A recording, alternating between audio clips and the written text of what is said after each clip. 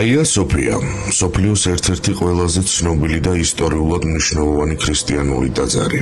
მისი სახელწოდება ბერძნულად წმინდა სიბრძნეს ნიშნავს და უფალი იესო ქრისტეს როგორც ღვთის სიბრძნეს ეძღვნება.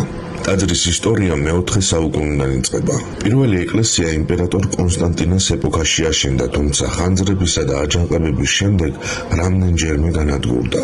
დღემდე არსებული გრანდიოზული ნაგებობა კი მე-6 საუკუნეში იმპერატორ იუსტინიანე პირველის ბრძანებით აიგო. მის მშენებლობაზე იმ დროისთვის საუკეთესო არქიტექტორები ისიდორე მილტელი და ანთიმოს ტრალელი მუშაობდნენ. ხოლო ტაძრის მოსაპირკეთებლად იმპერიის სხვადასხვა კუთხიდან ჩამოატანინეს მარმარილო, ოქრო, ვერცხლი და სხვა ძვირფასი მასალები. 1000 წლეულის განმავლობაში აია სოფია მართლმადიდებლური სამყაროს უმთავრეს სიწმინდესა და მსოფლიოში უდიდეს ქრისტიანულ ტაძარს წარმოადგენდა. სწორედ აქ იმართებოდა ბიზანტიის იმპერატორთა საზეიმო ცერემონიები და ეკლესიის მნიშვნელოვანი მოვლენები. 1453 წელს კონსტანტინოპოლის დაცემის შემდეგ ოსმალეთის სულთანმა მეჰმედ მეორემ ტაძარი მეჩეთად გადააკეთა. მას 4 მინარეთი მიაშენეს.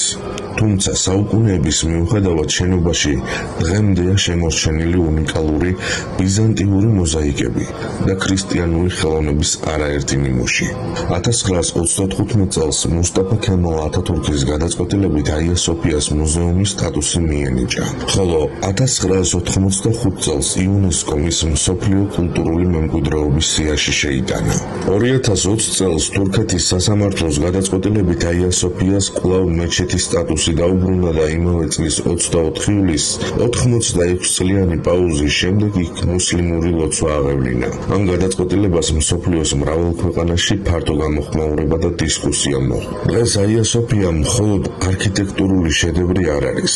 ის მსოფლიოს ისტორიის, ქრისტიანული ცივილიზაციისა და კულტურული მემკვიდრეობის ერთ-ერთი ყველაზე მნიშვნელოვანი სიმბოლოა, რომელიც საუკუნეების განმავლობაში ეპოქის, რელიგიისა და იმპერიის ისტორიას ატარებს.